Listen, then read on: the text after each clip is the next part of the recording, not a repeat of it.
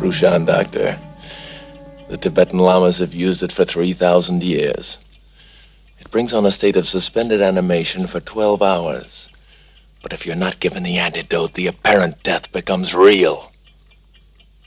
How long's it been, Eva?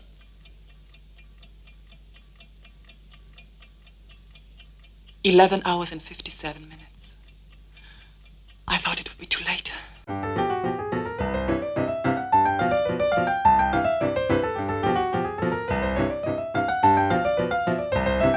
Hello and welcome to Comic Book Movie Oblivion, the podcast about feature films based on comic books and comic strips that people have stopped talking about.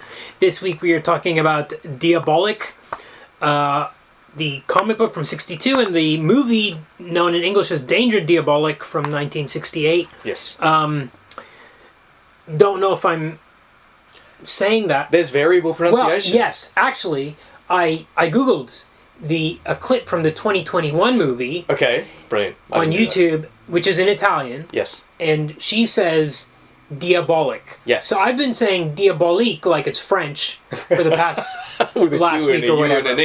Yeah. Diabolik. But it's Diabolik. But they do say some characters in the movie, the minister says Diabolik, and everybody else says Diabolik. Yeah, it's very variable, but it's probably Diabolik in Italian. Yes. Okay. Well, we're your hosts, Kumar and Jordan. Yes. Pause the podcast. Do people need to pause this and read these 900 comic books? Literally 900 issues. Like Prince Valiant, it's been going since it started. Yeah. Although not as long as Prince Valiant. I think it's weekly, which we'll talk about. So there's 900 of them. I will say no. We don't pause the podcast and watch the film or read the comics. But I do have a yes. I do have a footnote. Okay. You might want to pause the podcast and watch the special features from the Blu-ray featuring friend of the show Steve Bissett. Yes. Saying many of the things that we're going to cover in the podcast today, but far more succinctly and with greater authority. Yes. Yeah. He really made the podcast redundant. I felt watching that video. So we'll probably post that in the Facebook group. Yeah. Or I'll add it in the show notes. Very good. I'll try to remember to do that. Okay, so basically, what happened was in 1962. These two sisters, Angela and Luciana Giussani. I got that from a YouTube video as well. Right. In 1962, I guess wanted to make a comic, or I don't know what the deal was, but they were looking around like, what do we need? Well, and they saw the amount of commuters. Yes, I heard this. And they were like, okay, we need something, a little thing you can put in your pocket so you can carry it around on your commute. Now, this is interesting to me because I would say half the manga industry, a pre-digital age, was all about the kiosks at every station selling tons of manga and everybody reading it on their commutes. Yeah. So it's kind of a similar idea, but this was even more ingenious maybe because it was made small enough to fit in your pocket.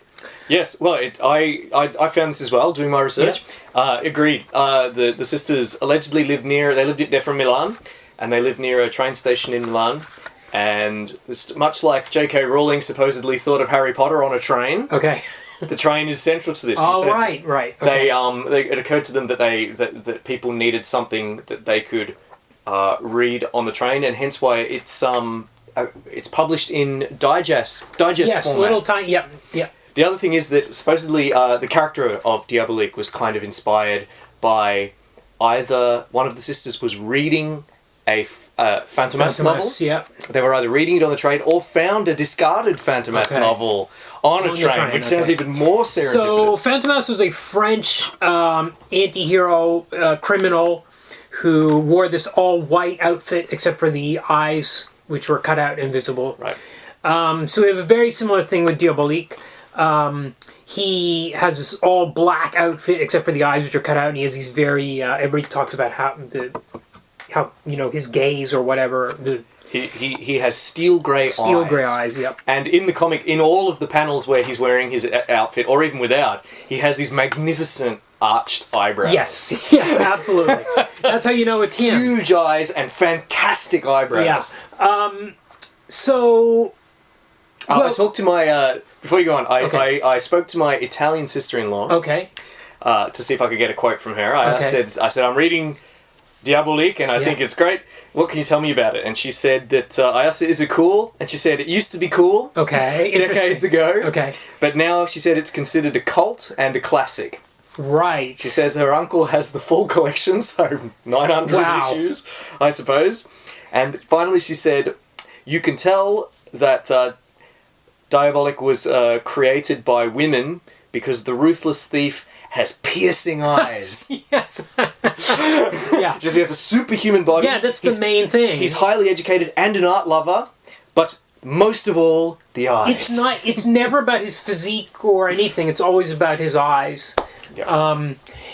Well, it's interesting. I really wonder what not like on the Wikipedia and everywhere, it's hard to tell what the work division was. And I have a feeling that these sisters were writing the issues, and I have a feeling that somebody else was drawing them. Yes.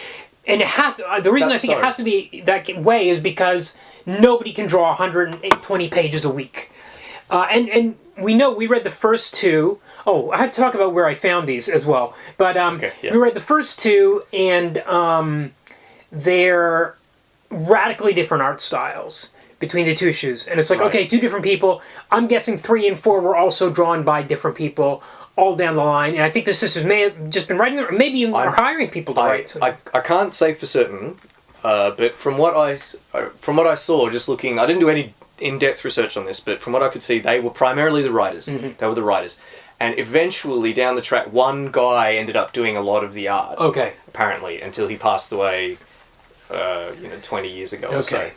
But, no. Well, how did he draw 120 pages? Oh, well, I don't know. I don't know. Well, I should also add that it's... Maybe he's the primary. Maybe he was just doing the hands and the faces like... like Al Candy. Yeah. Like Al Cap. Yeah, but because it's digest size, there's only 2 or 3 panels a page normally. Still, you're talking about 240 panels a week, which is it's too much. Workload.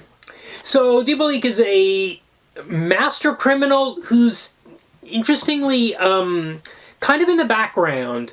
It's mostly about this Inspector Jinko. Yeah. It's the cat and mouse between them. Yes.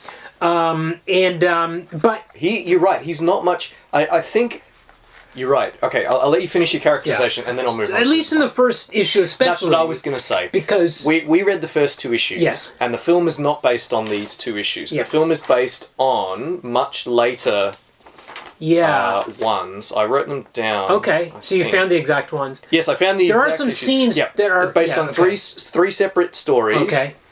Sepolto Vivo, meaning buried alive, Okay. from August 1963, it's not long after Okay. a year after they started. Okay. Lotta Disperata, Hopeless Battle, from March 1964, and L'Ombra nella Notte, The Shadows of Night, from May 1965.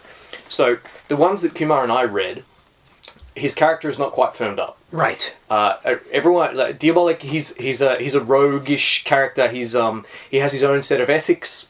He robs mostly only from criminals. Well, that's something that comes up later. So that's what I mean. Yeah, right. If I asked Chiara, my sister-in-law, what's Diabolik's character, she says he's highly educated. He's an art lover. Right. No. He steals from the rich. He's a sophisticated man. He has his gorgeous partner with whom he does everything. Yep.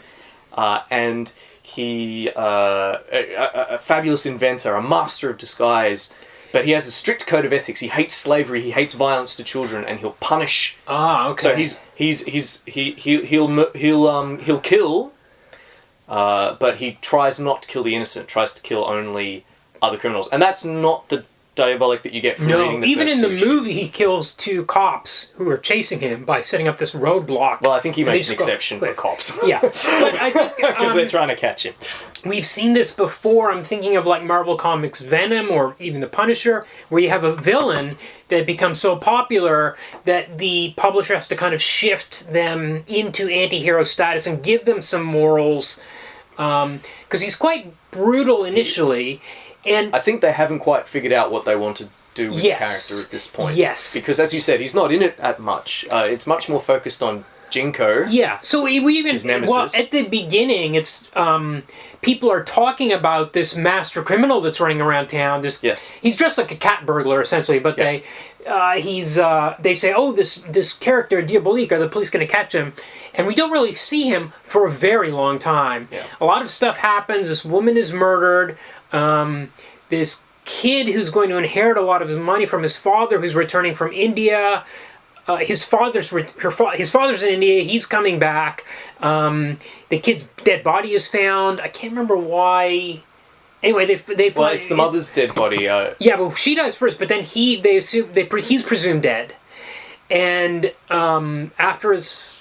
Anyway, there's a lot of stuff going on in 120 and pages. it's not some of the things that would later come to be important about the character, like his moral sense, or his twisted code of ethics, or his inventions. Like gadgets. He's a great gadgeteer. Yeah. But there's no gadgets aside from his masks. His masks. He has these Mission Impossible masks that fool anybody. They're so perfect. Mission Impossible masks. I was going to go to Darkman. Right. But, yes. Yeah. With Liam Neeson, but that's a whole other kettle of fish. I guess he can change his voice as well. That kind of is not. Well, he's an expert. He's just master awesome. of disguise. Yeah. Yes, he's awesome. Can't be beat. So I wanted to say before that where I bought these from was I was like, where can you get the Diabolik comics? And I think I might have mentioned this at the end of last week. 3 issues were published in English. Okay. I think 2 in digest size by Pacific Comics, probably in the 80s. And then there was another one attempt, like one-off much later.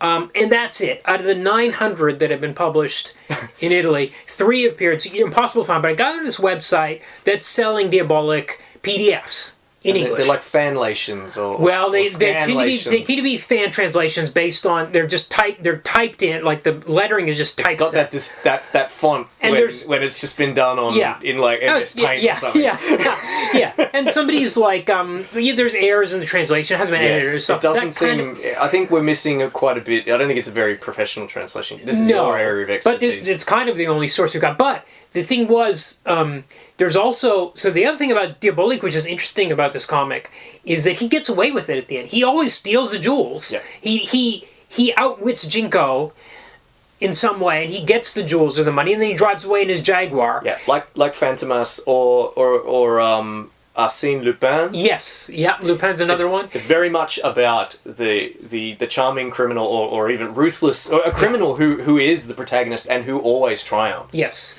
Steve Bissett pointed out in his special features, very different to the American tradition of superheroics, which are about celebrating the status quo and justice. And authority figures. Yeah.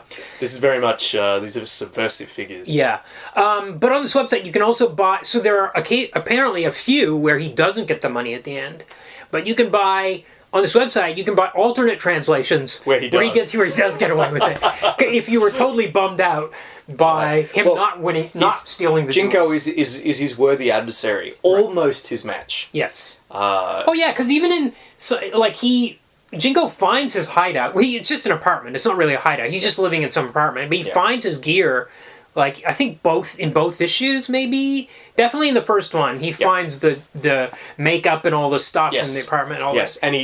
And he'll often figure out some key detail will occur to him. And the text is telling us that Jinko is a smart guy. Yes. This doesn't quite carry over to the movie where Jinko's a bit of a feckless He's okay. figure. It's more the other. It's like the ministers and stuff are worse. Very much so. Yeah. But he's his worthy adversary. Yeah. It's very game of cat and mouse. How is Jinko going to almost catch? Diabolik in this issue? And in this first issue, at the end, he saves the kid's life. That boy that was presumed dead. They find him. Jinko saves his life. Jinko saves his life, but he doesn't save the money. At the end, that's kind of all the good guys get. Well, he says, I managed to save your life, but I didn't save your money.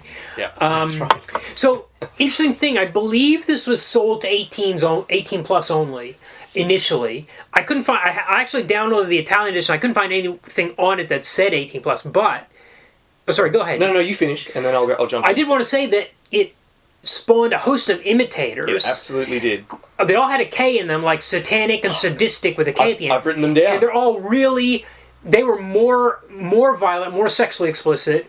And I think they even did like photo comics I think there's some satanic photo comics out there. Yeah, right, so go ahead. Yes. I was going to say, so this pretty much single-handedly spawned a genre of comics in Italy, which Steve Bissett mentions. They're Yes. called fumetti neri, Yes. meaning black comics. Yeah. And the heroes of which are always anti-heroes or villains like Fantomas. And as you said, the subsequent main characters in these comics were all inspired by Diabolik and often had a K in their names. That's how you know. Yeah. They included Criminal with a K. Right. Right. Satanic, Yeah. a female version of Diabolik by the sisters, Luciana and Angela. And Sadic. Now, I didn't write this down in my notes, but I did read that there was a backlash, something Okay, like the sure. Comics Code in Yep. America. Yep. So where these comics, where there was the authorities, the power that be, Yep. came to be suspicious or mistrustful or uncertain about these comics, and there was some effort to crack down on them. Okay. So some effort by the authors to soften Right. the characters, but nonetheless, there is still Yeah. and I think eventually they started to be sold. There were comics specifically for adults. So this was conceived as being for adults. Yes. And Fumetti Neri, very much a for adults phenomenon. But after this crackdown, there's a more explicit split between comics that are really sexual and Yeah. really violent, Yeah. and stuff like this, which sort of had the rough edges sanded off. Yeah, well, so we're coming out of the giallo tradition, which is, I guess mostly in film, but it was this Italian. It's attempt to, I don't know what to call it. It's a genre which is all about being lurid and sordid and about criminals and kind of the underworld, and it's supposed to be kind of trashy.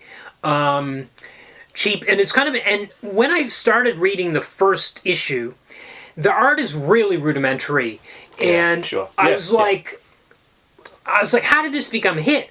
But as I was reading it, I was somehow really enjoying it. I don't know what it was about it, but I felt like the art matched the depths they were trying to get to, in a sense. It's The like crudity of the art this is matches the kind of like the crude content about this bad guy who kills people and is ruthless and he's absolutely ruthless. all in these that early kind of comics. stuff. And I was like, because sometimes you can't even tell. The characters are drawn so badly sometimes. It's like, is that the same character? Like, because you can't tell from his face, that guy with the beard, is that the dad? I was like, there were a couple panels I was really confused. But I couldn't help enjoying it because, again, it was like, it was like trying to make a movie on a shoestring budget with all the sex and violence in it, and they're kind of trying to do it in comic book form, and this is what came out. And the second issue has a lot more, the art is way more polished. There's still some awkward moments in it, like there's a scene where Diabolik is following this guy down the street, and he's in his full suit, and he's just in the middle of the road following this guy. And then a few panels later, Diabolik has disguised himself as this man who's supposed to have been killed, and the guy that killed him sees him, and he drops his coffee cup, and the coffee cup is drawn in this weird, it's like flying away from him in this weird, there's all this strange stuff in it. I actually, as I was reading the second one, which is still way more polished than the first, I was kind of like nostalgic for that first one that was like a bit rough and ready and like, let's do this anyway, Right. kind of. Well, I had something of the opposite impression or feeling. Yeah. I felt like, especially after doing all the reading and seeing where the comic's going to go by issue 3 with the introduction of his female partner, Eva Kant, Eva Kant, and how he's going to become this almost Robin Hood. He's not really Robin Hood because he doesn't give away his riches; he keeps them for himself. But this kind of character, this principled criminal, who commits crimes for pleasure, in accordance with his own code.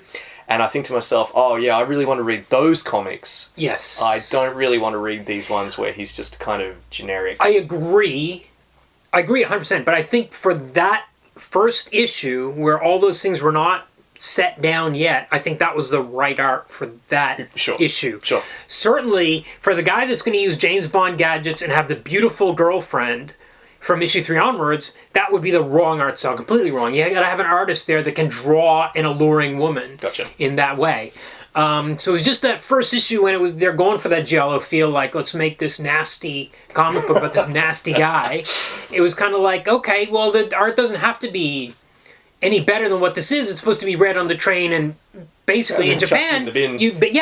you leave it on the train and somebody else picks it up and reads Right, it. just like it that goes in the copy of Phantom recycling Menace. at the end of it. Yeah, yes, exactly. Yeah, it's not meant to be held onto and spoken about 50 years later. Wow. Yeah, as it is being. Yeah. Well, 60, 70 years later. So we had there was a kids cartoon, 40 episodes in 1999 from Saban, which is the company that gave us the Power Rangers. I told you there was a computer game. Yeah, tell me about this game. I don't know too much about it. I think it came out in about 2009. Okay. And it's a point and click kind of adventure game with some action sequences. Didn't get very good Okay. ratings. Although in the 90s there were apparently quite a few Commodore 64 or Amiga Okay. games Oh, I gotta made. look these up now. Well, they were just for Italian. oh, They were right. only for the Italian domestic market. Oh, There's about interesting. 13 of them apparently. Well, yeah, so, I mean, I'm not surprised because this is a comic that apparently has sold 150 million copies across Europe in various languages. This is huge, this comic. But it's like we've seen these silos of comics culture. I feel like in other episodes we've come across it where there's like this huge thing going on just somewhere else, and it's just Yeah, absolutely. This has online. This has a massive footprint. right, The Wikipedia article is the longest that I've yet read right, for anything we've done on this podcast Yeah, so right. far. It is really, really long. Right. And using and the sources in the, normally the sources on Wikipedia are things that people link, like interview on this website, interview on this website. It's like books. right, So, biographies of Mario Bava, right. like books about the Italian comic book industry. Yeah. Someone has put a lot of love into Yeah, this article about Diabolik. Right. And the article on TV Tropes is the same. It's really, really long. right. This What kind of stuff was on the TV Tropes one? just endless details about the tropes that have appeared over 900 issues. right. Over and over, just the different... Yeah, it was quite elaborate. So this really is a big deal. Yeah. in Europe. Oh, absolutely. Yeah. Yeah. So do we need to go into the plot of one or two? Because I was trying to describe it and I was already having trouble remembering I think all the kind of stuff. basically we've covered it. We do want to mention a few scenes. You want to talk about the Scarecrow, thing in is- issue 1? And I'll tell you about my favorite scene from issue 2, which is my favorite Giallo scene from issue 2. But tell us All about right, the so Scarecrow. first of all, once again, the most important thing about Diabolik is that he has piercing grey eyes. Yes. It's always the thing in any scene that he's in. He has his eyes are drawn slightly too large for his face, and he has these magnificent arched eyebrows. Anyway, Jinko has chased Diabolik, and Diabolik's car has crashed. Jinko's run up to the crashed car. It's empty. Jinko knows he can't have gone far, and he looks over to a nearby field in which there are 3 scarecrows. And he thinks, couldn't be. But I'll just be sure. Yeah. And he pulls out his gun, and he puts a bullet in each of the 3 scarecrows. Yeah. They don't move. Yeah. So he leaves. And then and then it says, it's too bad he didn't stay, because if he had, he would have seen a Yeah. terrible sight. Yeah. A trickle of blood dripping from one of the scarecrows. And then the next panel is Diabolik's piercing eyes from the middle of this scarecrow's Yeah. face. Yeah. Yeah. It's just eyes in this pool of blackness. Yeah. It's a great panel. Really good. It's really, also, I really love it because there's no way he could have hid in a scarecrow. There's 3 scarecrows in this empty field. How did he run into a scarecrow? It just doesn't make any sense. He's just that good. He's awesome. He's just that awesome, yeah. My favorite moment is in the second one where Diabolik has chased, this guy has taken these jewels and, he's hidden the jewels in a box or... Oh yeah, he's got the jewels in a bell box. clapper? Yeah, so Oh my he's got goodness. the jewels in the antagonist, let's say, in this scene, has these jewels in a box, and he runs into this church, and he runs up, and he climbs up into the bell tower, and he's hanging onto the rope, and... Well, he hid them in the bell. He hid them in the bell in a box. Right. And Diabolik has brought him there and said, give me the jewels. Yeah. And he's like, as soon as I give Diabolik the jewels, he's going to kill me. Yeah. He's going to pull the ladder away. And so I'm just going to toss him the box Yeah, so and hide the jewels, hides the jewels in his pockets. Yep. And sure enough, he throws in the box, and the first thing Diabolik does is pull away the ladder. Yes. Yeah. Yeah. So the guy's left there overnight. Diabolik leaves. He doesn't know he doesn't have the jewels at this stage. The guy's left there overnight, and the next day is Sunday, so everybody comes in for mass, and they ring the bell, and the jewels fall out of the guy's pocket, raining down, and then he falls to his death. Yeah. And I thought, this is wild. You could see this in a movie totally as being like the most lurid, trashy scene in the whole thing. Absolutely. I absolutely love that. Yeah, that it was moment. very cool. That'd be my second favorite after the Scarecrow. Yeah. So the second one is all about this guy is an obsessive gambler. He's a gambling addict, and then he has to steal jewels from his wife to give to this lawyer who's also a loan shark. Yeah, he's supposed to be. He's seemingly a good guy. Everybody thinks he's a good guy, but he's actually a loan shark. He ends up getting killed, and then Diabolik takes his identity and as a way to get at all these jewels and money and things. And in the end, he gets away with it yet again. He outwits Jinko. He does. And we didn't get partly to through his own brilliance and partly through luck, because he gives a police officer. Yeah. So there's a very elaborate thing about how the actual lawyer had given some money. He had kindly given money to this, or no, he'd given money to a guy. He gives charity to a few people to launder his image, because he's actually like a greasy kind of loan shark. That's right. Anyway, a policeman comes to him and says, "Oh, I'm not going to make rent. I'm going to get kicked out of my house." And Diabolik, disguised as this sleazy lawyer, just gives him, 10 million lira. Which is called dollars in the comic. And in the movie too, but we'll get to that. We'll get I wrote that down. We will absolutely get to that. And then he laughs and says, "Me giving money to a police officer." Yeah. Yeah. But then when he sneakily, disguised as the lawyer, goes to the courthouse where the jewels are being kept as evidence, where he's cleverly insinuated himself into the courthouse to steal them and take them back. But Diabolik has realised that he is... his identity's been found by Jinko. He finds that... Oh, sorry, Jinko, rather. Jinko finds the lawyer's dead body. Yes, that's right. He figures it out. And then races to the courthouse. It's surrounded. And Diabolik, disguised as a lawyer, can't get out. Yeah. And then, by luck, he stumbles across the police officer that he'd just given the loan to.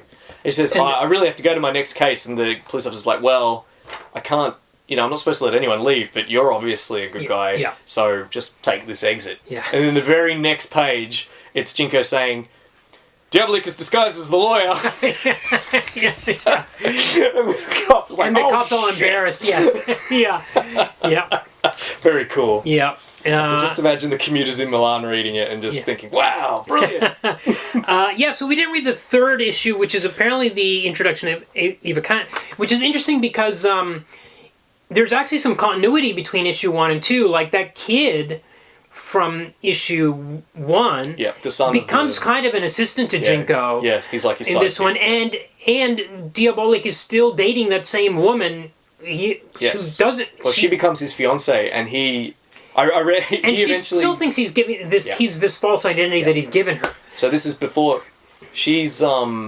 This is a nurse from the sanitarium where the insane wife of the kid's dad is staying. Yes, that's right. And he purposefully visits her in disguise to drive her mad so that she can't reveal his secret. Yes.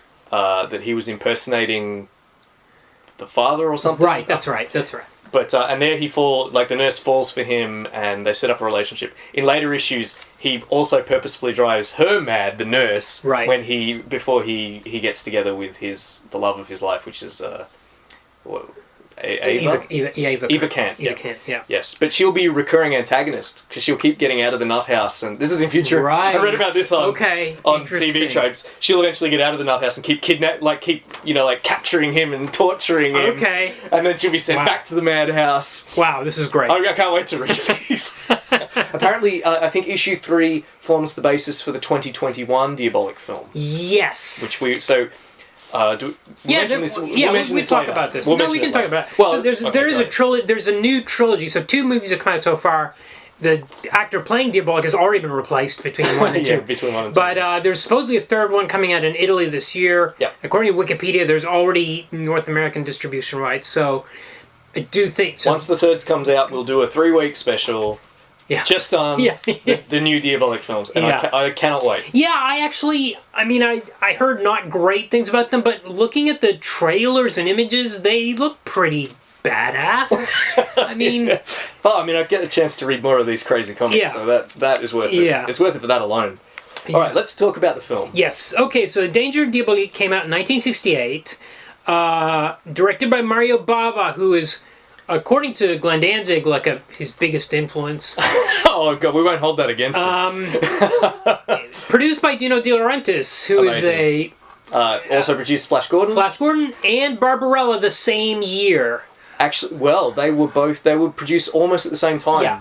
And Barbarella reuses sets from Danger Diabolik. Right. Specifically the nightclub set. Do you remember that scene? Okay. Yes. We are going to get to Barbarella. We will, absolutely. But also both funded, I think he sought funding for both the films at the same time from Paramount Pictures.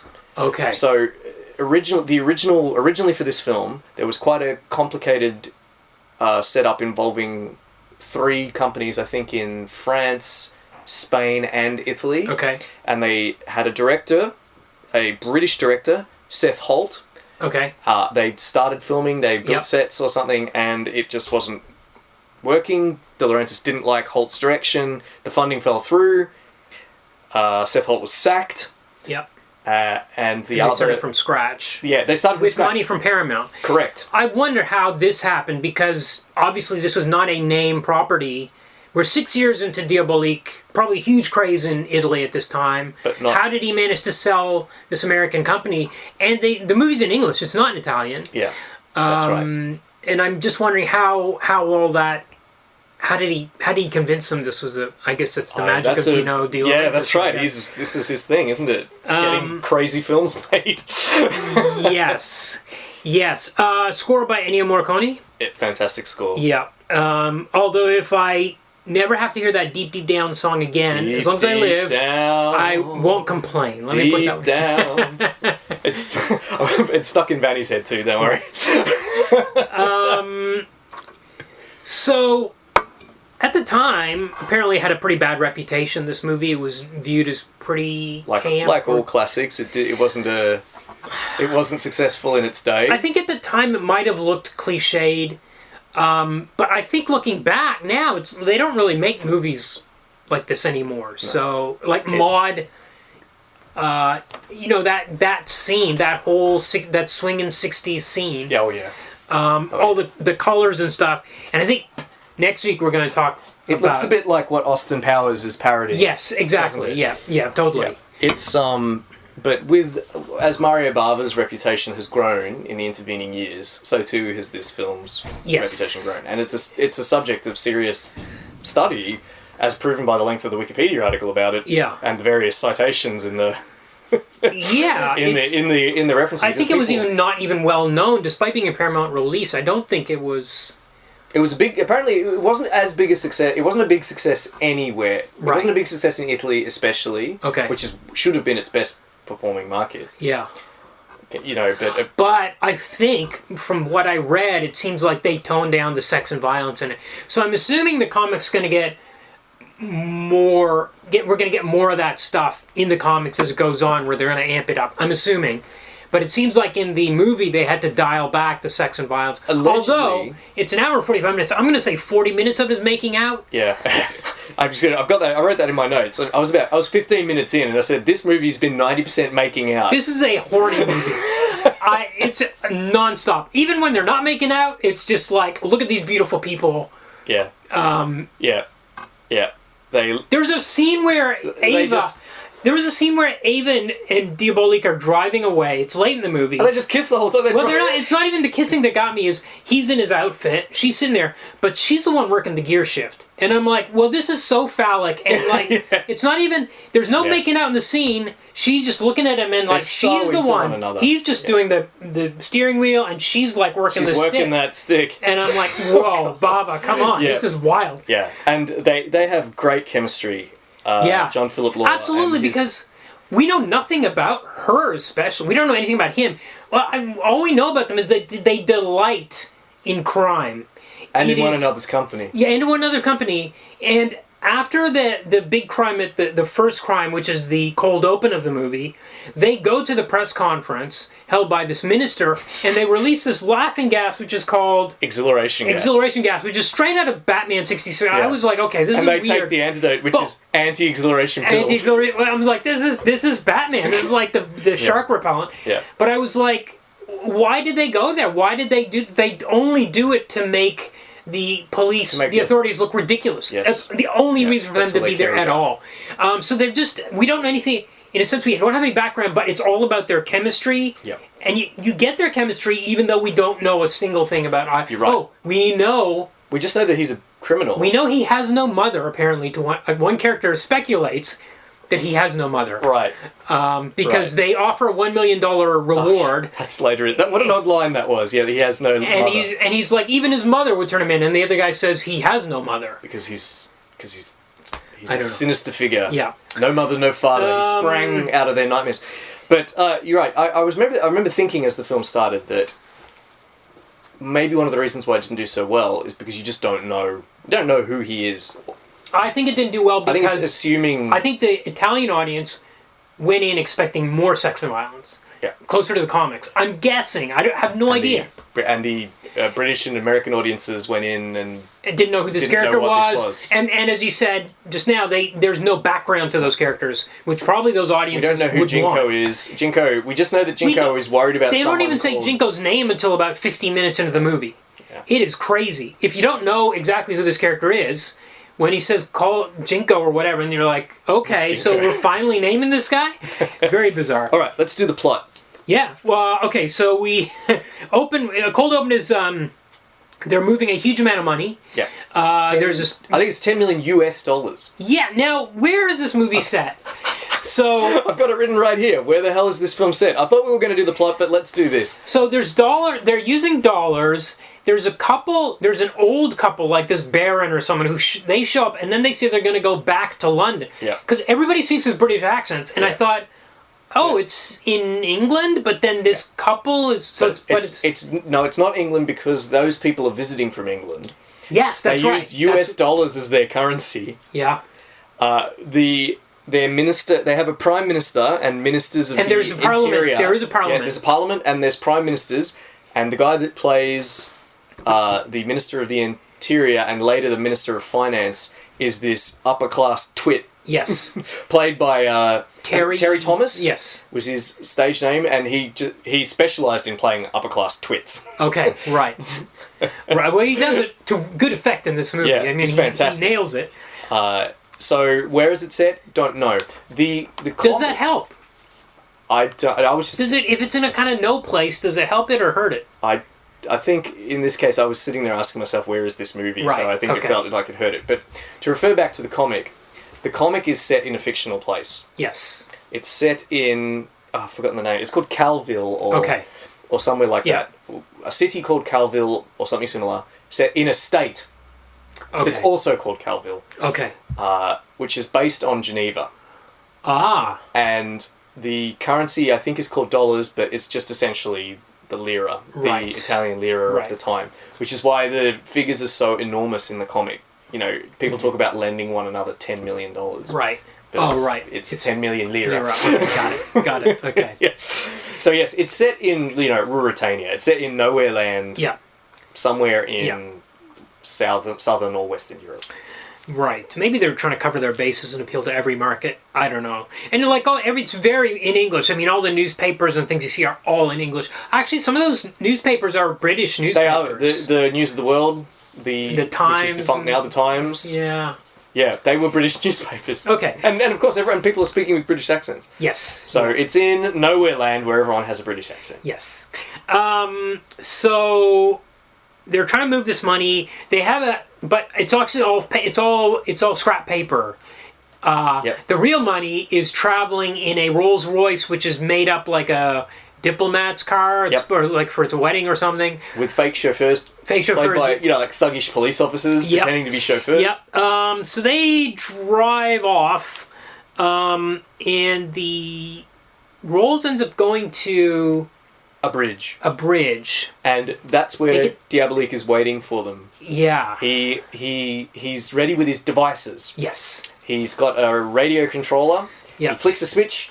Multicolored smoke starts pumping out of a sequence of pipes. Yep. And then suddenly they're in fog. Yes. They can't see. They get out of the rolls. Yep.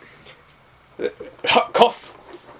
Looking around. Where are you? Oh, they're banging into one another. Yeah, we haven't seen him at this stage, which is important. We've only seen Yeah. the gas, this colored gas, fly out. They can't find the car. Where's the rolls? Yeah. How did you lose it? Yeah. And then we see it's being winched up by a crane. Yep. Out over the sea. Yep. And on the car is. Well, he's up in the. Well, he's that operating tower. the crane, And then he climbs we out. see the eyes. We've seen the Jaguar, I think, at this stage. I was like, do see the Jaguar. That's a real comic book. Nowadays, if you made it and he wasn't driving the Jaguar, that would be the thing that the fanboys would be like. Yeah. He's not. But they got the Jaguar's in there. He drives a Jaguar. And then you see the eyes, and Yes. I guess he's pasted his eyebrows up or something because he looks great. These eyebrows look totally. The actor was what was his name? John Philip Law, and he has the most. It's fantastic. And then he laughs maniacally. Yeah. Yeah. And then we get the opening credits at this. First of all, he climbs out onto the car. Yes, yeah. He takes the $10 million. He's standing on the car. It's a great stunt. It's a really awesome looking stunt, taken from it's like a long shot.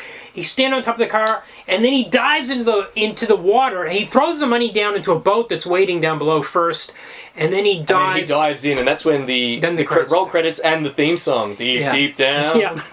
Yeah. And then the kissing starts.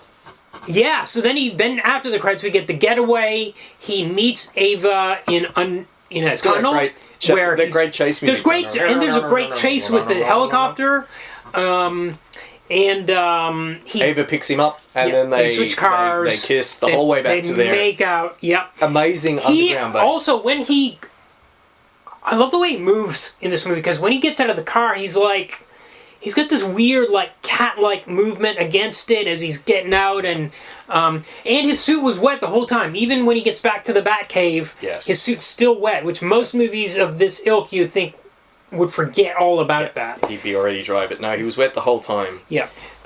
He really did a good job, John Philip Law. Yeah. So it mentioned that when he went in for his interview, he read, before he went in, he read the comics. And he noticed, as anyone does reading it, that every single panel has Diabolik's enormous eyes and eyebrows staring at you. And he said, that's how I'm going to get this part.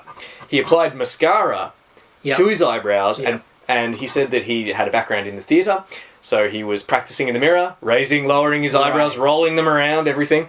And then he went in, and the first thing he did was gurn and make his eyebrows dance, and allegedly...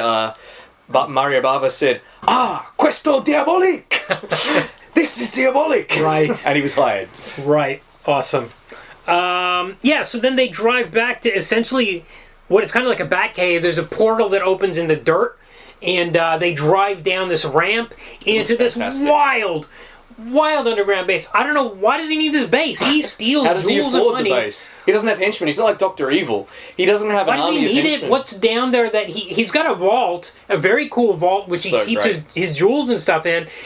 And then we see he's got this huge revolving bed, rotating bed and it's just It's big enough bed for like 20 people. And they have sex in the money, like they pour the money over themselves. Well, first Jinko says, they say, well, he's going to have to move, like that Minister of the Interior, the goofy guy, Terry Thomas, says, well, he's going to have to move the money out of the country, I think. Yeah, and then, And then Jinko says, no, he isn't. He goes, what do you mean? He goes, I don't know what he's going to do. He's just going to do something that only he could conceive. Only Diabolik's brain could conceive what he's going to do with that money. Right. And what he's doing with it is he's having sex on his enormous bed. The enormous rotating bed. In the middle of which is like a TV screen with it's like a column of TV screens. It's a column of some TV in each direction. Monitor thing. But there's no rational reason why he would have a base like this. No, and there's like all these tunnels, like there's like elevated walkways and like... A swimming pool. It leads out to the ocean. Yes, a swimming pool, yeah.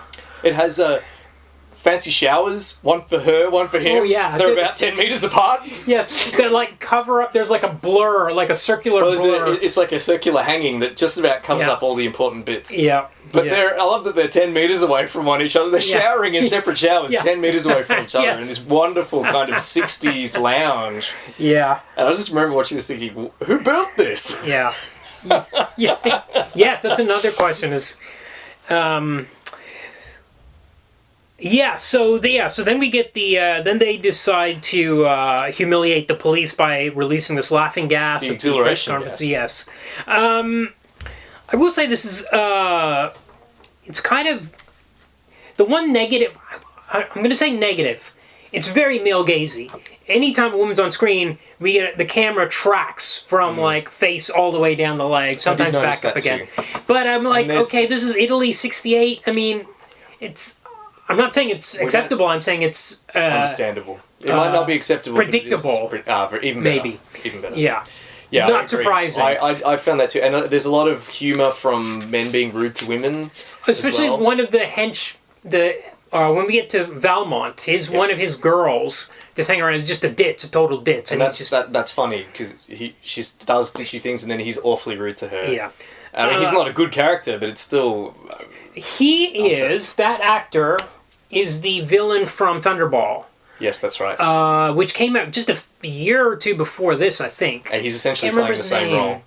Yes. Yeah. So what happens is the police at this stage decide to have a bunch of raids on this guy Valmont. Suddenly they're not worried about Diabolik. They're like, Well, there's let's crime. go- There's a crime wave of which Diabolik is one aspect. Yes, but they're mostly going after this guy, this crime lord Valmont's businesses. And then we get this nightclub scene where, I don't know, there's a lot of people, they're smoking one joint. They're shaking one joint. Apparently there's But 20 people smoke This is the a same narcotics joint. haven, apparently. And the police raid this place. And then we meet this guy Valmont, played by Thunderball.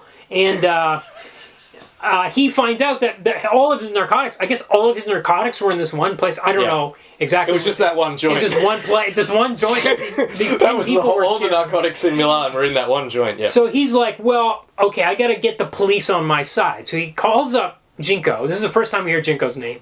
He's like, look, Get me Jinko. I will get Diabolik for you if you lay off. Yeah. Okay, so now he's got to find Diabolik. So he sets up this scheme to get... Oh, no, it's not his scheme. Jinko's scheme? To get this woman, this There's Baroness two or schemes whatever. going on. Yes. So there's Jinko's scheme and Valmont's scheme. Yeah. Jinko's scheme involves the necklace. Yep. Valmont's scheme involves tracking the girlfriend. Yes. So- but how did he know...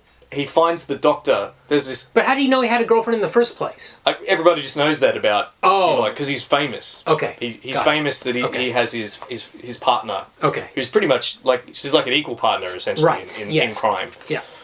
Although she is the impetus for some of his crimes because she sees the necklace on television and says, "I want that for my birthday." Yes. Yes. But that was Jinko's plan, you see. Yes. So Jinko set up a sting. He knew he wouldn't be able to resist. He knew- Exactly. yeah. But Diabolik, knowing that he knows that he wouldn't be able to resist, is unable to resist showing him up because he knows it's a trap. Yeah. So He sends Eva to scout the place, yes, dressed as a prostitute. yes, And one of Valmont's girls down there is That's like, right. I know that girl's not a prostitute. She's just a fake. And Valmont's like, aha, that must be Diabolik's girl staking the place out. Yes. And he brings in this wild identikit. This is one of the crazy scenes in the movie. This identikit, it's like this computer to, what does her face look like? And then we get this cartoon animated sequence of all these cartoon faces. Yeah. And finally, it's magically, we get her exact face. I guess we assume it's a montage or whatever. Yeah, but that face is straight out the comics. That's the face of Eva from the Yes. comics. Yeah. And then they've got this doctor now that they think the doctor is going to know who she is. They but suspect that he's Doctor to the Stars or whatever, and they suspect that he will know who she is. And because he's the best, so we need you to find we need you to find a woman. Yes. And then one of the henchmen accidentally lets him know that it's Diabolik's woman. And then he clams up. Right. And then best line in the movie. Yeah. He goes, "Look, Yeah, the doctor suddenly, who was all smiles and helpful until he heard Diabolik's name, suddenly clams up. And Valmont says, I know you know something. Now, you might be worried you're going to be struck off the medical register, but I tell you this, if you're lying to me and you really know who this is, I'm going to strike you off the human register. I think it's crossed off the human register because he literally shoots him in an X I shape. flubbed it. You're right. Yeah. So, yeah, crossed off the human register. Because later on he kills him with a machine gun and he literally draws an X. It's amazing. It's amazing. So meanwhile, Diabolik is climbing a... You know, like he scales 50-foot tall... It's like that Conan story about the elephant tower or whatever it was, where he's like scaled it barehanded or whatever. He's using these suction cups to climb up a tower, Yeah. heavily guarded tower, but everyone's facing away from the tower. He's snuck in. He's wearing a white suit this time. Yes. Instead of his black. Yes, because it's a white tower. Yes, because it's a white tower. So tower. he won't get seen. He gets up. He takes a photo. There's actually a great moment where he almost slips off, and I genuinely felt like, oh my god, is he actually going to fall? Yeah. No, great. It looks good. It looks great. Apparently they did the old trick. It's actually horizontal. Oh, of course it is. But then there's a shot where a helicopter goes by him, and I'm like, how did they do this exactly? If we're going to digress for a moment, I will say the effects in this are really good. Well, and Bava was an effects man, yeah. That's it. He was an effects guy, and it really shows because most of the time it's seamless. And the only bits where it goes wrong is where it's using... The miniatures. I Yes, feel the miniatures are really obviously like when there's a train explosion. The train explosion is bad. Obvious miniature. But there are other scenes where there are miniatures, and I didn't even know there were miniatures until I read later on that there were miniatures. Like that opening scene where they pull into the bank. Half of those soldiers are toy soldiers. Wow. You don't even know. Wow. And in the article I read said all this, or the talking head said all this effort for something that's meant to not be noticed. Yeah. Like these map paintings and toy soldiers. Yeah. And it's absolutely that seamless. first scene. There's an astonishing moment where when the police motorcycles all pull into this bank complex, you get these two brutalist structures. Yeah. But in the background, there are these high rises, and it looks amazing. They're all mats. The bank was only one floor. The rest of the floors are all mat. Isn't that incredible? I had no idea until I read about it online. Yeah, wow. So, digression over. He climbs to the top. He steals the necklace. It's under video surveillance, but he knows, he can see the cameras. He takes a photo and positions the photo of the room. That old trick. Maybe it was the first time we've seen this trick in a movie, or was was it already a cliche? That's got to be a staple that goes back to the silent era, surely. Oh, no, you wouldn't have Polaroids in the silent era, would you? No, well, he takes a Polaroid and he positions it in front of the camera so that they don't know that he's taken the necklace. Yeah. He takes it, that part goes off without a hitch. Yeah. Unfortunately, his girl, Eva, injures her arm somehow. Yes. I think he does it by accident. Was he swinging the... He was pulling... No, this is when they're making their getaway. Right. So before this, he has a whole thing with the catapult, and they think they've killed him. And, it's so funny. Right, so he takes... It's great. It's quite tense. So he doesn't get away without a hitch because Chinko is one step behind him. Yeah. He finds the Polaroid. He's like, damn! The necklace is missing. They go out into the corridor, and he's there, still running away. They're taking shots at him.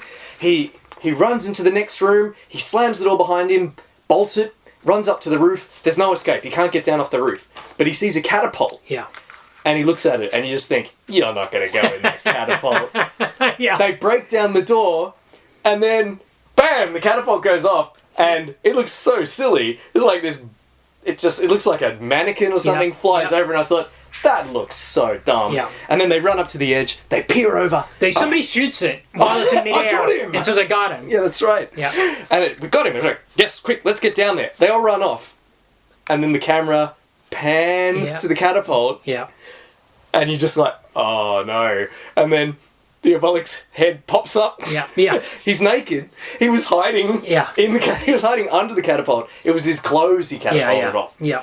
And it's just such a great scene. Because it looked like clothes going over to me, from my point of view. Yeah, absolutely. And I thought, that's a dumb effect, but to them it looked like it was deliberate. Yeah, it was meant to look like clothes. It was very clever. But he has his getaway planned. His girlfriend hijacks a... Yes, a truck. Or is that later? No, I think this is... No, that's later when they steal the gold. Oh, okay. All right. Oh, yes, that's right. So he pulls something out that cuts her arm. I don't remember what it was, but it was he cut her arm by accident. It's not important. He injures her. She goes to the doctor. Yes. But the doctor doesn't betray them. They've got the place staked out. Yeah. The crooks. And they come in, they get Ava, and they kidnap her. Yeah. And the doctor is killed by Valmont saying, "I told you I'd cross you Yes. up." And then he stitches 2 lines of bullets across him in an X shape. Yeah. It's very cool. Yeah. Oh, and then so somehow... Oh, yeah, so Valmont has Ava prisoner. Yes. And he says, okay, Diabolik, you've got to... You got to bring me all this money. How did he know how to get a hold of him? I don't remember. The criminal network or something. He just knew. Anyway, so he brings him up onto his plane, which has a trap door. Yes. And he's like, I'm going to drop you out. But Diabolik grabs Valmont, and they both go out. Yeah. And... Diabolik's one step ahead. He's attached a bomb to the plane. Yes. And he's been given a parachute because he's going to parachute down where the Ava cops is. are waiting. Yes. Yeah, Ava's down there, but Jinko is also down there. Yes. But Diabolik knows. He knows already that it's a setup Yeah. because he's just that good. Well, he asks him, actually, he says, is Jinko, he suspects it, and then he gets confirmation while they're flying through the air, and he hasn't opened the parachute yet. Right. So he grabs Valmont, they're falling together, the plane blows up, Diabolik says, "When I stumbled, I attached a magnetic detonator to your plane." Yeah. And he goes, "Tell me, is Jinko waiting for me down there?" And Valmont's like, "Yes! Now open the parachute! Yep. For God's sake!" So they land, and then there's a big shootout between Diabolik and the police, and Valmont, who's still alive. I'm surprised Diabolik didn't kill him, but the plot needs him to be alive for this point. So great. So... Oh, sorry, I love this. If we keep going. Yeah. I didn't know what he was doing. He's doing something. No, we don't know what he's doing something with his bullets. We're like, what is he doing? He's fiddling with his bullets. He's biting them. He's taking them to bits. Then he takes his pill, and then he shoots Valmont a bunch of times. Shoots him a specific and then he's number of dead. times. He seems to be dead. Yeah. So they take him away to do an autopsy on him, in a great autopsy scene where it really seems like they're going to cut him open, and then he wakes up the last minute because he's taken this pill and he's done some kind of Tibetan... It's a Tibetan trance. So it's a drug that Tibetan lamas use to simulate death. He names it. It had a specific name in the subtitles, but I've already forgotten. Yes. And it says 12 hours though only. 12 hours of simulated death. Yeah. After 12 hours, it becomes real death. Yeah. And then he says to Ava, who snuck in as the autopsy assistant and who was injected him with the antidote, "How long?" She says 11 hours, 57 minutes. Yeah, great. So again, the police are humiliated because the seemingly dead Diabolik has escaped. At this stage, he decides to blow up the government. Not just yet. We got the best bit. So, Diabolik, who was declared dead, has escaped. And he's like, "Well, this is ridiculous." He's like, "What about..." I said, "Well, do you want to hear about Valmont?" He says, "Well, I suppose I'd better, since dead men are getting up and walking away." Oh, yes, that's right. And he says, "Well, no, he's dead. 13 bullet wounds." Yeah, 14. 14 bullet wounds. He's like, 14 bullet wounds. And then he goes, 14 bullet wounds? Yes. Because it's the exact number of the emeralds. That were on the necklace, yes. Because Diabolik was found only with the necklace without gems in it. Yes. And 14 emeralds are missing. So what he was doing when he was fiddling with the bullets was replacing the bullets with the emeralds. Yep. And then he shoots Valmont full of 14 emeralds. Yep. And then he goes to the crematorium. And this is the only time he wears a disguise in the movie. Right. He puts on a disguise and pretends to be an old man so he can collect the ashes. He pretends to be his father, I guess. And he collects Valmont's ashes, in which the emeralds are there. The 14 emeralds have just been preserved perfectly, despite being shot out of a... I don't care, because it's so cool. No. And then he makes it... And then the cops are coming because they know Jinko's figured it out. One step behind again. Yes. So he beans the mortuary attendant with the funerary urn. Yes, when he sees the emeralds. He sees the emeralds. He goes, "What on earth?" And then Diabolik bangs the urn on his head, and he goes down. And then he walks out with his cane, and there's this lady You tell these movies owe a lot to Bond because Yes. Diabolik finally delivers a Bond one-liner. Right. So, and it's not a very good one, but it's there. Yeah. So there's a lady out there who asks everyone walking past, "Where's the doctor?" Yeah. The mortuary attendant is a doctor. And Diabolik's walking past with his cane in his old man disguise. Quite a good old man disguise. She says to him, "Where's the doctor?" And Diabolik replies, "He's in shock." Yes. That's it. Yeah. And then he bolts. And then he bolts. He leaves his cane and chucks his bolts. cane. He chucks his cane away and then just runs. Yeah. It's a great little sequence. And it's at this stage that he decides to blow up the government for some reason? The government declares a $1 million ransom. Yes, that's right. And that's when we get the line about his own mother would Yeah. turn him in. Yeah. And then Jinko says, he doesn't have a mother. Yeah. How could So it be? one of the other guys says Or that, someone. but anyway, yes. Because such is Diabolik's diabolical reputation, how could he possibly even have a mother? Yes. Diabolik's response to that is that the government can't be trusted with public money if Yes, they're going to waste it. That's right. He sends a note about this. Yeah. He sends a note that says you can't be trusted with it. This is what he does. He does these big. He's described as a terrorist sometimes in Stephen Bissett's little featurette. Yeah. The word terrorist is used, but he plays these enormous pranks. Yes. Huge prank. Colossal. He destroys skyscrapers. It's actually the same as the ending of Fight Club. It is like the ending of Fight Club, except he blows up every building to do with the collection of Yes. taxes in this country. Yes. With the effect that the tax rolls are destroyed. Yes. And the government doesn't know how much tax people owe. Yep. And the fight. And they want and then people to go. The Terry Thomas character, who's He comes. There's a great press conference because he starts to come out Hilarious. too early. Like he's being announced, and he starts to walk on, and he has to walk back off again. Then he walks back on, and he has to kindly ask people to use says, the honor I system. know everybody will do the right thing. Yeah. And each pay what he believes he owes. Yep.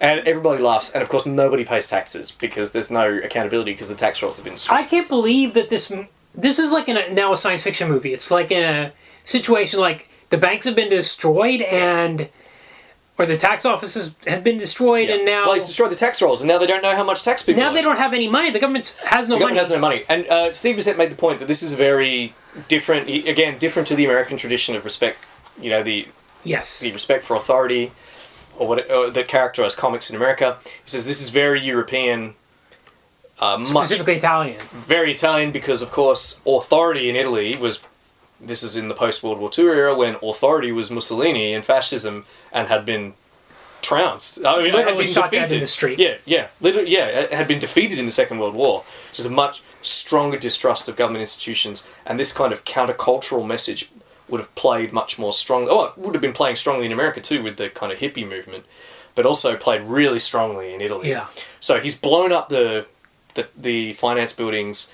The finance minister has hilariously begged people to pay taxes. They don't pay taxes, so the government's out of money. They need to sell gold. They need to sell gold. They need to sell some of their gold. But So how do can we you transport the gold without it getting stolen? by Diabolik? So we don't want Diabolik to steal it. So what do need- we do? We melt it all into 20 ton, I think. 20 ton ingot of gold. Yeah. You encase it in this impenetrable Steel sarcophagus. Yes. Yeah. So there's a 20-ton gold ingot. So Jinko has been given kind of like unlimited authority to come up with an unstealable way of getting these funds out of the country. I'm surprised he hasn't been fired because all of his plans fail. It's not his fault they fail, but I'm really surprised he hasn't been replaced. Yeah. Well, yeah, I know. Well, I mean, then, yeah.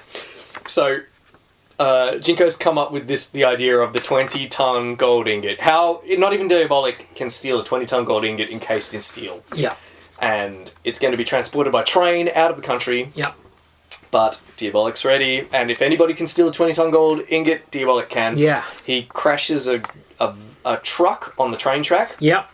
And He's then, got an awesome submarine. well, first of all, he tricks them into thinking that he's going to trap them in the tunnel. Yes. So the truck is on the other side of a tunnel, on the exit of a tunnel. The train stops there. Yeah. Jinko says, "Quick, we got to get out of here real quick." Yeah. Because Diabolik is obviously behind this. He's going to blow the tunnel. They pull out, and then the tunnel blows right when they leave. Yeah. And Jinko says, that was his plan. Yeah. To trap us in the tunnel. So, but he's not thinking far enough ahead, because how would he have got the 20-ton gold ingot out of there? Who knows? So, they come up with an alternative plan, Plan B, which is to take a bridge that's out of commission. So there's a bridge which is not open to traffic that goes over a bay. They're going to go that way. But unfortunately, that's Diabolik's plan all along. He wanted them to go that way. Yep. He's trapped the bridge, and in an unconvincing miniature scene, they blow up the bridge. The train falls into the sea. The ingot sinks to the bottom of the ocean, and that's where the nifty submarine comes in. Awesome submarine. They attach a bunch of balloons to the ingot to float it, and then they tow it with their awesome submarine. Yep. Back to their some kind of Chris Foss looking vehicle. This thing, it's so weird and cool. Yeah, so they take it back to their hideout, and then they start melting it down. So he's got an elaborate way of melting it down. Yeah, he drills. This is from a comic, incidentally. This is drawn from one of the comics. He can't get into the steel. He knows time is of the essence. He can't get into the steel. He can't remove the steel sarcophagus. So what he does is he drills a small hole in it and then inserts a superheated rod. Yeah. And he says, thank goodness the melting temperature of gold is far lower than that of steel. Yeah. So what the plan is that he's going to... Well, he's drilled 2 holes. He's going to extract the gold out through a hole. The gold's going to melt, and he's going to spray it out of a hose into some ingot molds, yeah. Like traditional size, normal size gold Ava gold says, brick molds. be careful that you don't burn yourself. And he says, don't worry. But he's spraying it all over the place. Yeah, it looks... It's like wild. And he's got this crazy outfit, this crazy science fiction suit on, and this... He says he could swim through the sun in this suit. Yeah. He says that's... And although the bottom is completely, like, there's a glass mask, oxygen. But it's... It isn't got an oxygen tank. It's not self-contained. No. But, whatever. Yeah. I'm suspending absolutely whatever. I was totally whatever at this stage. But unfortunately, I have to say we're about 5 minutes from the end of the movie, and I'm like, what is going on? I thought, is this a bad copy? Am I going to be missing the last 20 minutes of it? No, because Jinko has finally got one over on Diabolik. He has, quote unquote, radioactivated the steel sarcophagus. Part of it, or something. Yeah, part of it's got... So they can track the radiation. They can track it. They can track the radiation, and they find his base. And it looks like it's all over. Yes. They've swarmed the base. Diabolik's going to flood the base, his fantastic underground base. Yeah. He's going to flood it, but they're already there. And he tells Ava, run away to Tunnel 7. It's safe there, and we'll meet there. Yeah. Don't worry. But she's like, he's penned in. He can't get to the controls to flood the place. He can't get to Tunnel 7. Yeah. He's penned in, and also he's forgotten to remove the superheated rod from the steel sarcophagus. Yeah. It's getting hotter and hotter. Yeah.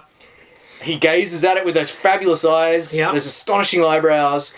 It explodes, sprays him with molten gold, and then cut. Yeah. And then, next scene, it's all over. The police are there taking photos. Yeah. And he's encased in gold, except for the glass mask. You can see his face. It looks rad. Yeah. It's sprayed all over him. Encased isn't quite the right... It's like lava. It's like it's in like... It's solidified over his arm as he's held it up to protect his face. His body is partway encased in gold, and all we can see is his eyes. Yeah. That's pretty much his all dead eyes. We're assuming... We're assuming he's dead. Ava, the police leave. Ava sneaks out of Tunnel 7 to see him and say goodbye to him because he's dead. And then Jinko shows up behind her. So every moment I was like, okay, she's going to rescue him. No, Jinko's there. It's over. He's dead. The movie's going to end with him not getting away with it. And then Jinko, she says, can I have a second alone with him? Yeah. And Jinko's like, all right, you can have a few seconds. He leaves. And then the eyes moves. He looks at her, and it's like, oh my god, he's still alive. And she's like, he doesn't say a word. He just looks at her. He just looks at her. He moves his eyes. He moves his eyes back into dead position. Jinko comes back. Jinko takes her away, and back and forth about 5 times. I'm like, is he going to die? Is he going to not get away with it? Is he going to get away with it? At the end, they both leave, but she leaves with optimism because she knows he's alive. Yes. And then the last shot, Diabolik winks at camera. Yeah. Winks at us. Yeah. Does he laugh? Yes, and then it says the end, and he gives his diabolical laugh. And it's literally the last second of the movie is the end credit. There's no end credit. I don't know how he's gonna get out of being encased in molten gold, but it doesn't matter. He's Diabolik. Yes. He survived another trial. Yeah. And he's gonna be back. Yeah. and roll credits. There's no credits. It's just the end. Well, this is the thing. It's even 20 seconds from the end of the movie, I was like, how is this going to end? And it ends with him encased in gold with the potential of. Well, he's back. Escape somehow. He's survived. He's going to escape somehow because he's. Well, she could come back at somehow. large. Yes. He's going to be okay. It's that great Ennio Morricone scene. Yes. Really good. All right. Do you want to say a bit about the way that some of the shots were set up to be like comic book panels? Well, I mean, I could say that because I watched the movie and I didn't notice any of these things, and of course, Stephen Bissett, being a cartoonist, picked up all these things and wrote about them talked about them in that interview. He did point out that there were some great framing shots where the foreground is deliberately broken up by static objects to look like comic panels. Yes, like a shelf. An empty bookshelf is a good example of one. So, and there's one where you get the airplane, the prop of an airplane. And it forces you to look at this character and what that character is saying and thinking or feeling, and this other character because they're split up in the frame. When I saw that, I thought, you're right, that's incredible, the way with that bookshelf, where each character is standing in a different... It's kind of asymmetrical bookshelf, and it has the effect of breaking the shot up to look like the different characters it looks like a comic book page. Yes. Essentially. It's so great. I must admit, I didn't notice that either. But what I did notice was... I did notice some comic book-like shots. A great fondness for people in reflection. Yes. So we will see... When they're in their car, when they're in the Jaguar, we will see Diabolik and Ava in the rearview mirror. Together, in a way that you wouldn't see people in a rearview mirror normally. You wouldn't normally see... No.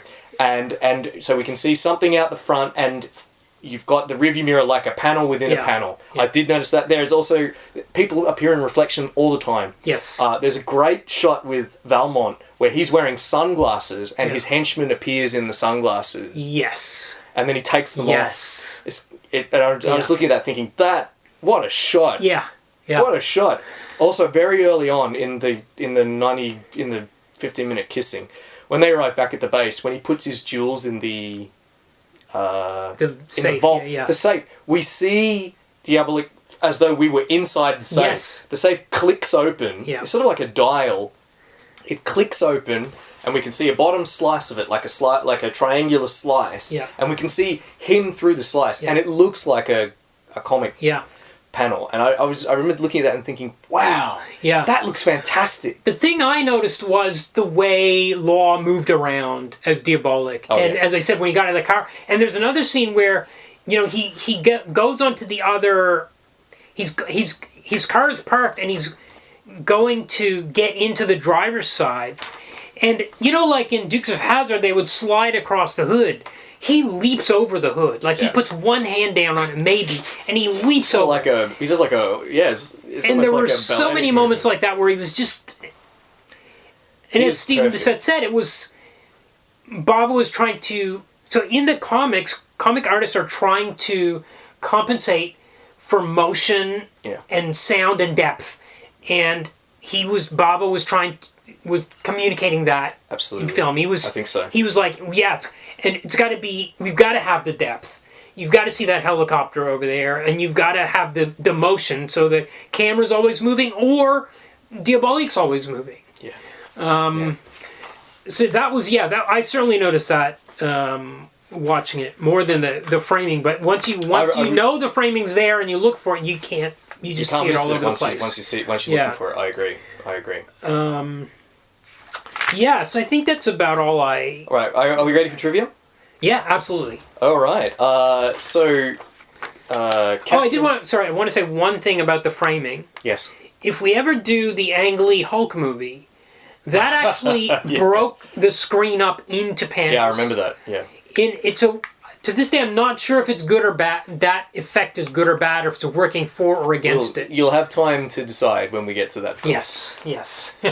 So, some trivia. Catherine Deneuve was originally cast as Ava. Okay. Interesting. This is when Mario Bava was the director, so this is after Seth Holt or whoever had been sacked. But she was let go after a week. Okay. Because of her lack of chemistry with John Philip Law. Good choice. I don't know who this actress is, but... It's hard to imagine anyone else. I'm not sure either, but she's great. And in fact, apparently they lived together during filming. Okay. Which I completely believe. Yeah, absolutely. Yeah. One of the people doing effects was Carlo Rambaldi, who designed the Diabolik mask. The mask looks amazing, incidentally. Interesting. You know what?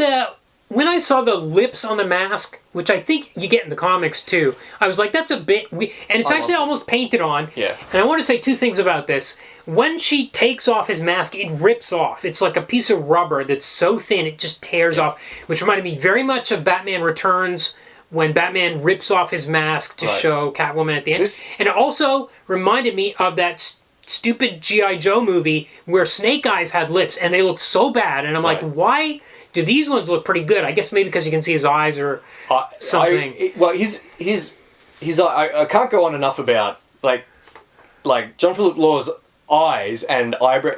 In a lot of this, for a significant chunk of this movie, it's just his eyes and eyebrows that we can see. The rest of him's encased in latex and leather. Yeah. And he does a fantastic job. Yeah. Like, really fantastic. Yeah. But the mask looks, like, this looks great. A lot of stuff, like, that heat-proof suit he's wearing at the end looks pretty cheesy. It doesn't look too bad, but it's pretty cheesy. It's very much of the era. The outfit he's wearing looks really good. It does look really good. Yeah. Fantastic. Yeah. And right down to the lips. Yeah. Like it has lips that don't move, but it doesn't look silly. It looks really good. And like, just compared to Captain America, like the Captain America film we watched. Yeah. That terrible wetsuit outfit that he's wearing. Yeah. This looks 100 times better. It's a lot thinner. It's thin enough to tear with your very easily. Yeah. That mask was designed by, as I said, Carlo Rambaldi, who went on to win 3 Academy Awards in effects. Whoa. Okay. One for King Kong. Okay. One for the design of E.T. the Extraterrestrial. Okay. And Alien. He did the mechanical head effects for Alien. Oh, no way. Won the special effects Oscar. Okay, wow. Did not know that. That's amazing. Isn't it? Okay, so Edgar Wright, the director, British director, who directed Scott Pilgrim vs. the World, which I'm sure we'll get to, cited this film as an influence for that film, for Scott Pilgrim vs. the World. Yeah. He says it lent a sense of completely unbridled imagination. Yeah. They don't make any attempt to make it look realistic. Mario Bava's composition and staging has a real try-anything attitude. Yeah. Also, I think the colors, it's so colorful, which we didn't really talk about. It really pops. It feels very, very Giallo in that respect, doesn't it? Because those films are very colourful. Yeah. It's right there in the name, yellow. The only other effect I have has more to do with the comic. And I imagine, this one's just for you, Kumar. Okay. Are you familiar, with the X-Men character, Phantom X? Phantom X, absolutely. Created by Grant Morrison. During a very good X-Men run. Yeah. Yes. Almost certainly based on Diabolik. Not on Phantomas? Partly on Phantomas. Looks like Phantomas. Has the same name as Phantomas. Yes. So, yes, the name is absolutely derived from Phantomas. But he looks like Diabolik from the Diabolik film, except white. And Phantom X's real name in the comics is Jean-Philippe. And the actor John Philip Law played... Wow. I'm absolutely not a coincidence. No, for sure. No, so that one was just for you, Kumar. That's awesome. That's pretty awesome.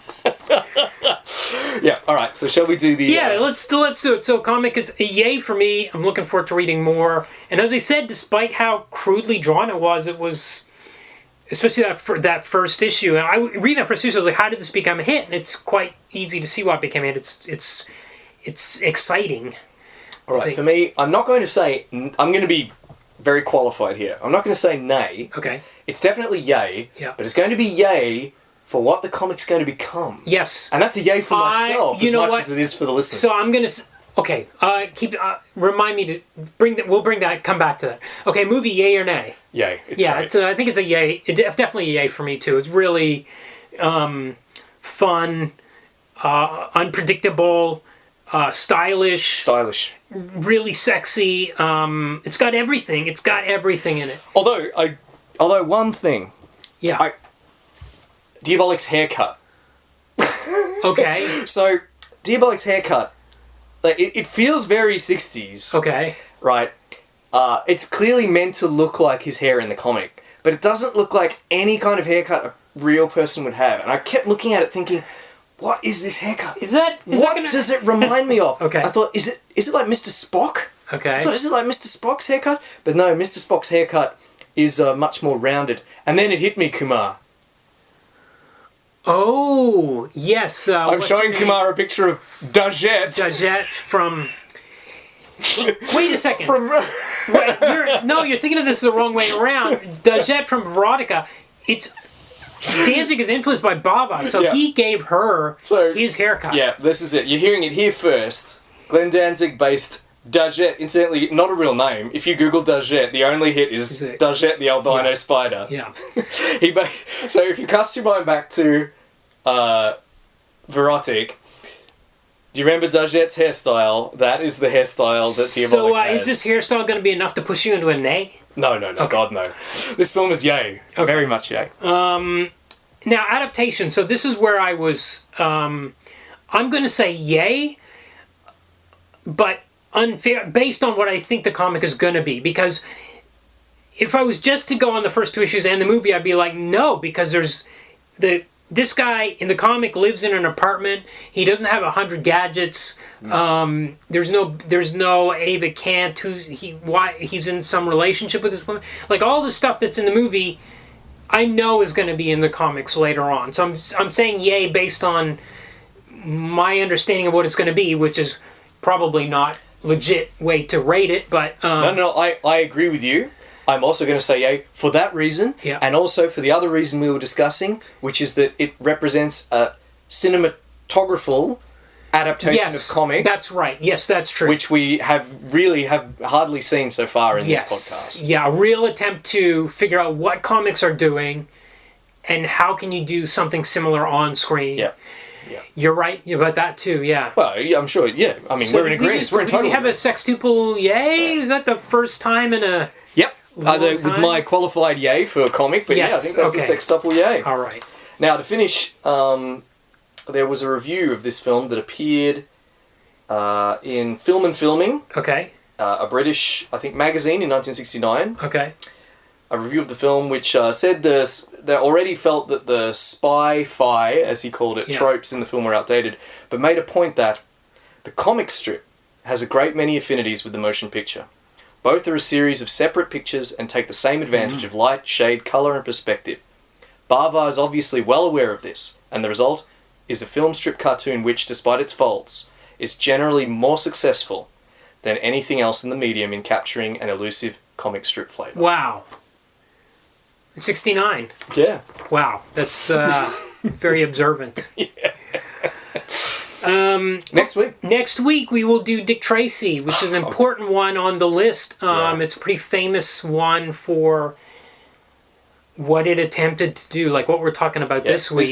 It tried with the colors by only using 3 colors. I'm looking forward to this. So this one has been the first in a 3-week sequence that we're going to do of films that both about crime, but also are an attempt to adapt comics or the comic aesthetic to the film medium. Next week is Dick Tracy. The week after that, I'll let you find out.